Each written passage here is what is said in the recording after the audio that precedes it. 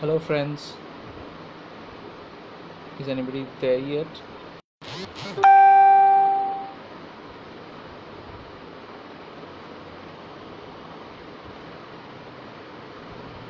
I don't see anybody. I'll start as soon as somebody comes.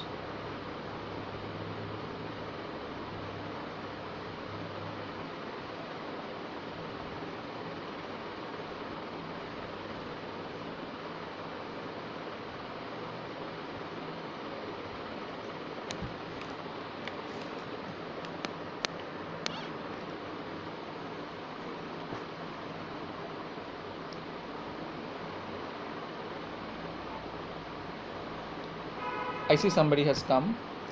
Fine, I'm gonna start off. And the person left, I see. Okay, there he is. Or she, whatever.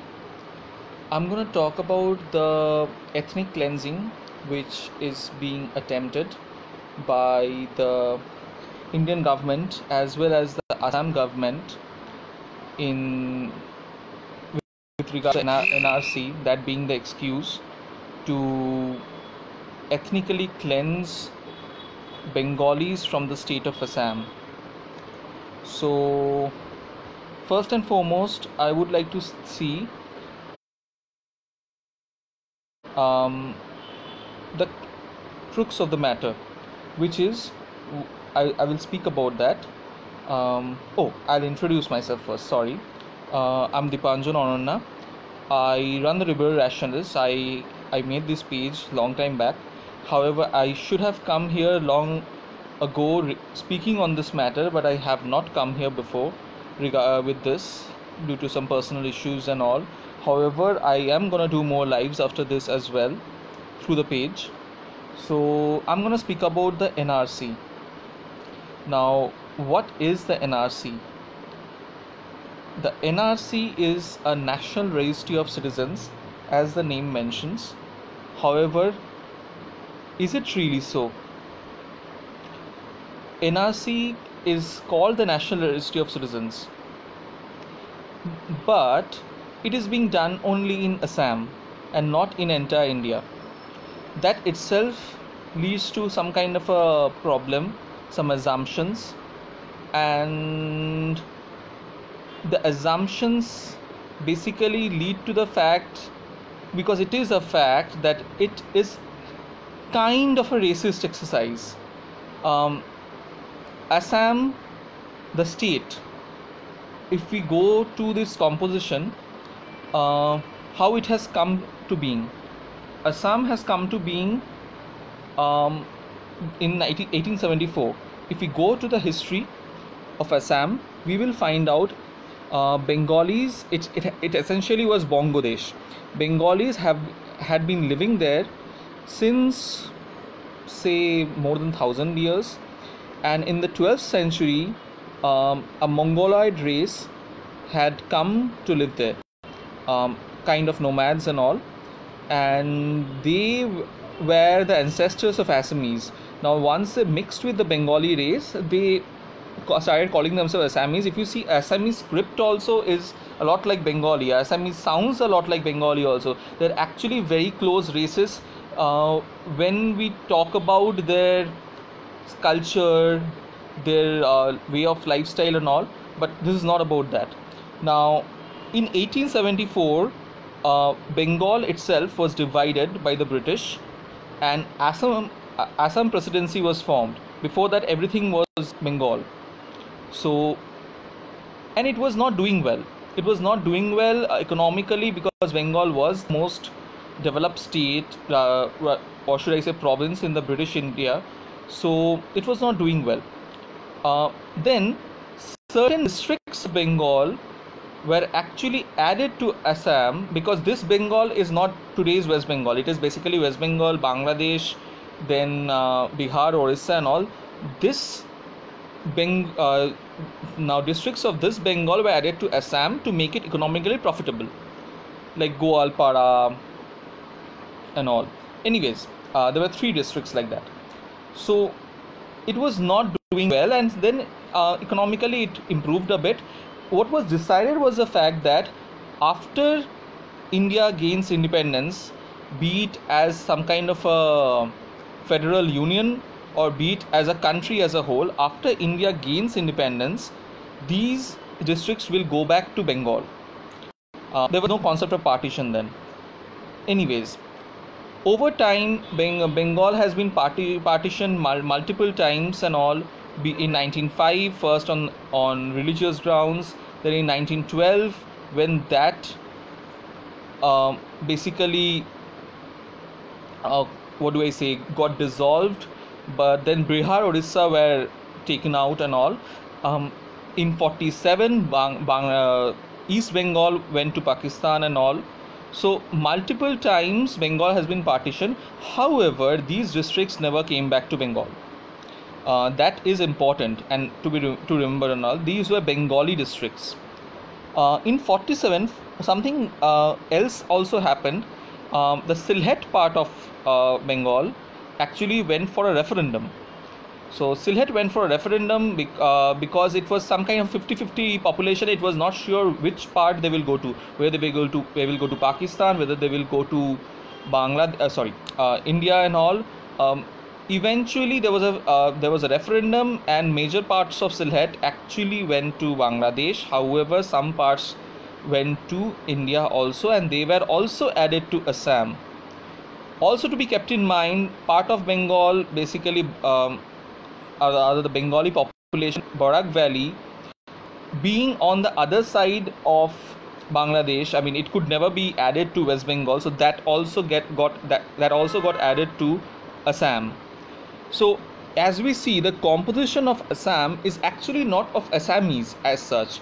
There is Assamese, but major parts of Bengal or erstwhile Bengali population were part of Assam. Always, it is not that suddenly some Bengalis have come from outside. So this part is actually very important to remember. So Sylhet, it had something like 45 lakh population at that. I'm sorry, not Sylhet, Barak Valley. Barak Valley had some 45 lakh population at that time, and majority was Bengali. So overall, I mean, you can understand, I mean, Assam, if you look today also, or if you have looked before, it is only 46% Assamese. Now 54%, which is basically the majority of people in Assam, are not Assamese. So a bit, you can say this is a bit like Jharkhand, for example. Jharkhand, the majority doesn't speak Jharkhandi. So it's that way only. Now because of this, Assamese have grown a resentment towards the majority population there, which is basically Bengali. Majority population, I wouldn't say, the second majority there, which makes around 35% population, which is Bengali. And they think Bengalis are stealing their jobs and all, Bengalis are intruders, but it is not so. Bengalis are not intruders, they have always been there. In fact, if you check historical data, actually Bengalis came there first. Now coming to the illegal immigrant part, sometimes they say they have come from Bangladesh. Now, who will come from Bangladesh? Bengali Muslims, honestly, Bangladesh itself is doing pretty well economically. In 2020, the economic growth might actually surpass India also. If you check records, that is how it is. So India must pull their socks actually and start doing better. In the recent years, we have fallen back a bit. Now, who will come from Bangladesh? Not economically deprived people. Who will come then? Maybe socially deprived because of their religion and all. So basically Bengali Muslims coming from Bangladesh to Assam sounds too far-fetched.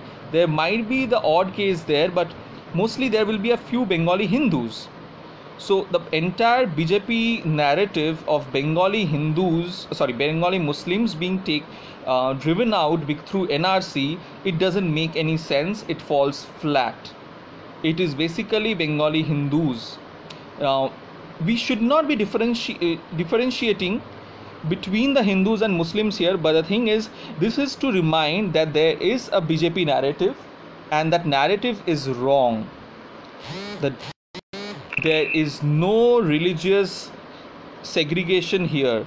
It is basically a racist exercise, and the racist exercise can also be found out from past history of Assam. What is the past history of Assam? Multiple massacres like Bongal Khedao in 1960s, where Bengalis were driven out of their homes, like 1985 Nelly massacre, where thousands of people were killed in matter of hours just because they were Bengalis. There has been many such instances, and these instances also, I mean, the organization which was involved in the 80s, for example, was actually ASU, All Assam Students Union, and this ASU basically went to form the accord when the Assam Accord happened. And however horrible it may sound, the current CM of Assam was actually an ASU leader. So that is actually shocking. Now, the organization which carried out a racist exercise, a kind of an ethnic cleansing, murders and all, one of their leaders is now the Chief Minister of Assam. So while this is not about him, but the thing is, you have to understand that this has always been a kind of ethnic cleansing. Now, trying to legalize what was happening as an antisocial work now is happening through government. If we look at the specifics, we can now see basically how it is being done. Detention camps, for example. People have been told to submit documents to prove they are citizens of India. What proves you are a citizen of India? The fact that you hold a voter card, you are in any part of India, if you hold a voter card, it's genuine and all, as commissioned by Election Commission, then you basically are a citizen of India. That is how it works.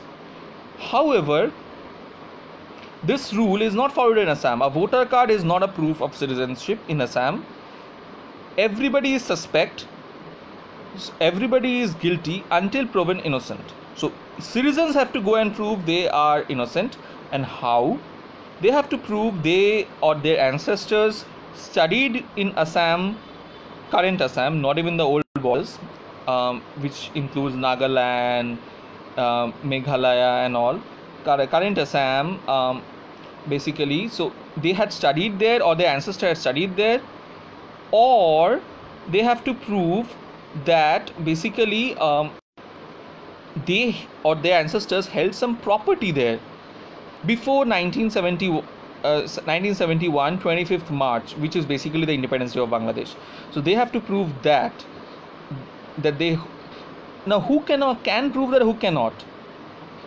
The really well-to-do people in Assam who have all documents at their disposal will be able to prove it. Who cannot prove they studied there?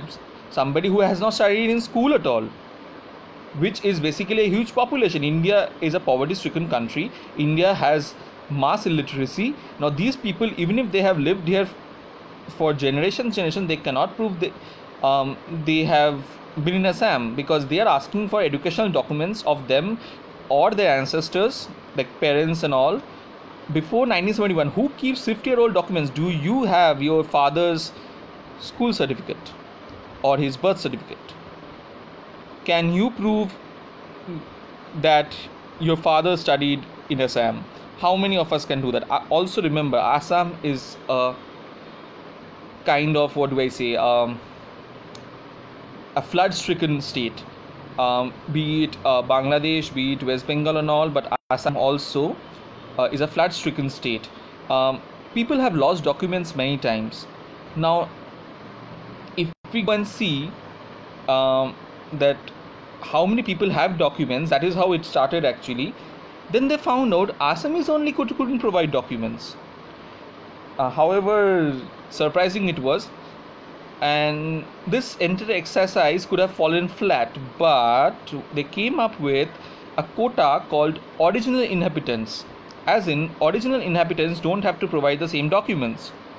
Who are the original inhabitants? The the Supreme Court appointed committee, which includes an Assamese judge itself, which actually shouldn't be a case, it should be impartial, who is also, by the way, the current Chief Justice, Ranjan Gogoi.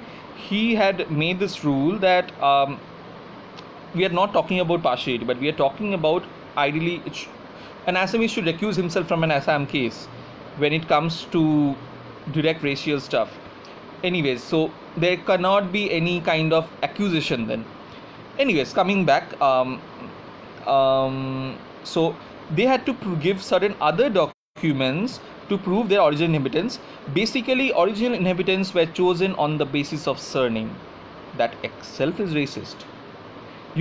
So who is an original inhabitant is decided by the fact that whether they have an Assamese surname and non-Assamese surname. Now, non-Assamese surname, most of them are Bengalis.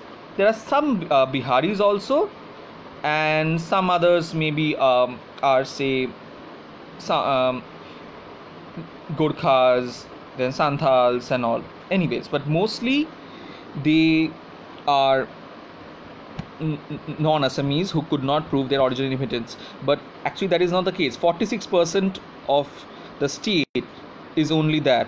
54% are non-Assamese and they were inhabitants. Anyways, so you can understand choosing people by surname is a racist exercise. So I will bring that point into the fore. Also bring to the point that you're guilty until proven innocent, and if you are given tag of a doubtful voter, that is your voter once they don't accept your proof because of maybe one document says, because their prepared documents, not your prepared documents, you cannot give your own documents, they will say they want this.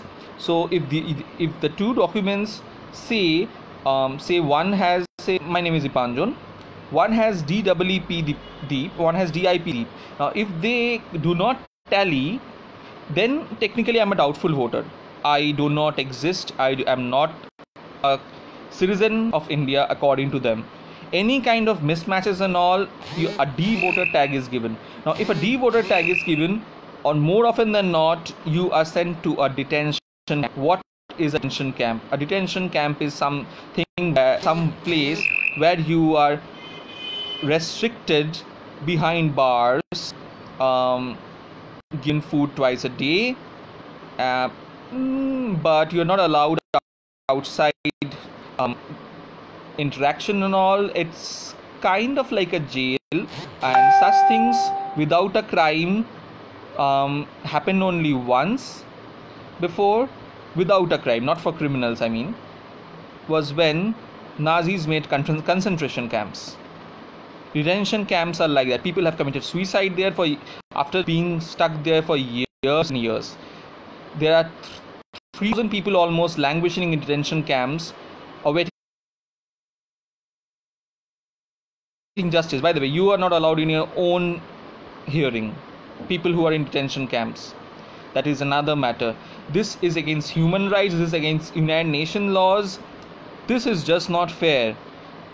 This is a racist ethnic cleansing exercise which can even go towards a genocide if it was too bad. So it should be stopped immediately. Media is not covering it, not enough. Organizations like Bangla Pokho in Kolkata have protested. Organizations like Amra Bangali have protested. Organizations like that of Tisa Setalwad, who has come beside us to protest this. Liberal Rationalists had shared few articles before on this. Prashant Bhushan has come and spoken a few days back. Somebody like Tapodir Bhattacharya, who has been the Assam VC for 40 years. He is an ex-VC now, he has retired. He had written one article in the newspaper Ajkal, and FIRs were filed against him for destroying peace. So such proves that this is kind of a hush-hush way of actually attempting an ethnic cleansing. Media coverage must improve. Tisa Setalwad came to Kolkata to speak about this. Prashant Bhushan came, but enough media did not cover the news enough. It was on the 4th page, 5th page, and front page has stupid articles about which politician said something about a cow or something. That is just not done. India is going through kind of an ethnic cleansing, and there are 40 lakh people, 25 lakh according to BJP's figures, 25 lakh Hindus, 13 lakh Muslims, and these are just Bengalis. 2 lakh people are non-Bengalis who are non-Assamese as well, includes Gurkhas, Biharis and all. Now these people have more, you can understand the same kind of scenario with Muslims and Hindus and all. It is not a religious issue, it is an ethnic issue, it is a racial issue. And these people are being kicked out from India, or if not kicked out, at least made second class citizens of India, and this is just not done. Now I would like to wrap up. We expect more people to speak on this issue. I will come again online on this. I have to go for now, but I will speak on this again. And we'll keep updated. Just to let you know one small thing, even this 40 lakhs, now that people are submitting reviews, even then, if your name has come in the NRC, some person can go and say, I do not think this person's name should be there. They can actually press your name again be struck off. They think 40 lakh is less. Now just to bring it to perspective, in 1947 27 lakh Bengalis were homeless. They were rendered homeless. This is 40 lakh. So the gravity of it is that. Open your eyes, read through articles, share, protest. Thank you. Don't let rationalism go away. Jai Bangla.